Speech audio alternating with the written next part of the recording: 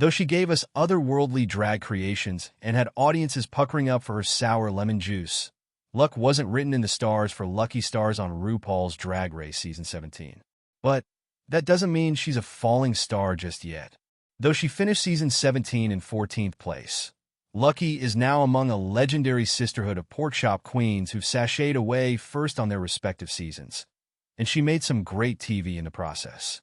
She admittedly stumbled in this week's design challenge. Y'all know what I do, and it's not this. Lucky said on the show of constructing a gown out of fabric when she typically crafts unconventional materials into whimsical structures. But she gave fans a memorable talent show performance and even spiced up the workroom when she and fellow Queen Ariete engaged in light flirtation involving fantasies involving, paint. Ahead, Lucky breaks down her time on the show, including whether or not she and Ariete ever got the chance to teach our class together, and clarifies her relationship to her sort of drag mother, Season 9's Nina Bonina Brown. RuPaul's Drag Race Season 17 continues Fridays at 8 p.m. on MTV. Read on for EW's full elimination interview with Lucky. Before we get into the heavier stuff, fans were buzzing last week about Ariete's reveal in the confessional that she wanted you to paint her. Lucky Starzzz. Yes, she wants me to. As you'll remember from our group interview, there was a lot of talk of hookups this season. How did you feel about Ariete saying that in the confessional? And did anything happen between you two? I think it was so funny and cute. I love weird little metaphors, so I understood. I was feeling her. We did like each other. I thought she was charming. She's my closest friend from the cast after the show. I'll say that. I want to leave it a bit of a mystery. Were there any art classes after the show? No painting lessons. Maybe one day we'll do makeup on each other. But there are no painting lessons for now. Everybody is in their own painting studio. I'm painting with someone else right now, so I can't really be out here painting everybody, you know? It's too much painting, girl. The brushes are going to get really messed up. On that note, what's the tea on Corey and Lydia? Are they painting? Listen, they have a whole art studio together. They are painting the house down. I see the paint splatters everywhere when I walk by. I smell the paint splatters. Yeah, they're painting. Laughs. Speaking of heat, Joella and Hormona Lisa got a little spicy at the start of the episode because you also came a little for Hormona in EW's group interview when you said that there were many hormones or hormonas raging this season. What did you mean by that? When I said hormonas, it was just a joke about the word sounding like hormona, but Hormona definitely ruffled some feathers.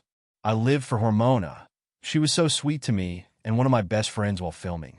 She got me mad one time, but it was little petty stuff. What did she do? It was just a little comment she made while I was struggling. That's it. But she did help me. It was just a weird situation that pissed me off.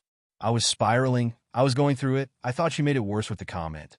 Lexi Love also had a moment with Hormona. They spoke on camera about the off-camera moment Lexi clocked Hormona for adding her own rhinestones to her design, which is against the rules. What do you remember about that? That happened all off camera, the day of. I was spiraling already, and then I see Lexi talking to Hormona about some stones. It was so crazy. It was a crazy little morning. I wish it was captured on camera, because it was a cute little fight.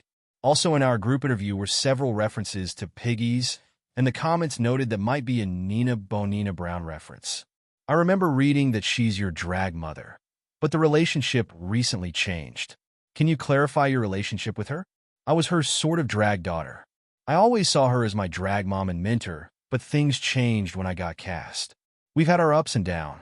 When I auditioned, we weren't talking. She helped with my audition tape, but when the audition period started, we weren't talking, so I wasn't going to ask her, hey, help me with the audition. She was a support system when we started talking again. When I finally got the final call, she was supposed to help me prepare, but she kind of didn't, and I was mad. I tried to reach out to her, but it's like, why am I reaching out to you about your problem? It was just a bunch of weird, petty, dumb stuff. I didn't have time for that. I went filmed, came back, I called her again, but I got so busy. Eventually, she unfollowed me. It was like a whole mess that didn't have to be so messy. I spoke to her like 3 days ago, actually after months of not talking. I just want to be cordial. We're cordial, I think. I hope. I don't mind, though. I'm not sitting here sobbing about it. It is what it is.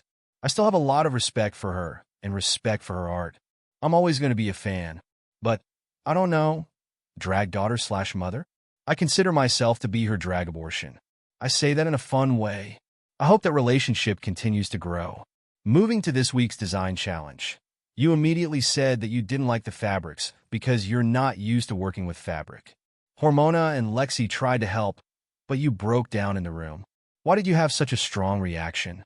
I felt like I was cornered into the wall with all that was going on. First of all, I don't sew. I don't work with fabric. I don't work with cloth. That's not my thing. I'm a crafty person. I hope people understand the difference. I craft things, I create characters, I create worlds with my drag. But I don't sew gowns, I don't sew dresses. I'll create a dress somehow my way. You said on the runway, y'all know what I do, and it's not this. And the dress definitely didn't look like what we're used to from you. During critiques, it looked like you were physically uncomfortable wearing something like that. Why did you have such an uncomfortable reaction? I honestly felt so ugly. I know how drag queens are. I know queens all over the world are going to read me. I felt embarrassed, I felt ugly, I felt disgusting, I felt like a failure, which is one of my worst fears in life. In that moment, my worst fear came true. I was ugly, my drag was busted, I failed, so all of that came together. My situation back home is not good either, so I felt like, wow, am I really about to leave back to that? What did I do here? I just crashed down that day, so I had to cover my face while crying because I get embarrassed when I cry. Imagine having a panic attack in public in front of RuPaul. That's how I felt. You are not a failure. You showed so many great looks during press week, interviews, and on the premiere episode. Support my Instagram, support my Facebook, my X, my OnlyFans. Just kidding, I don't have OnlyFans. My painting page. Laughs, I'm joking.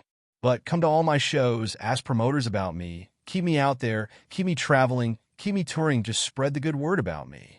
Look at my dates on my page. Keep yourself updated with me.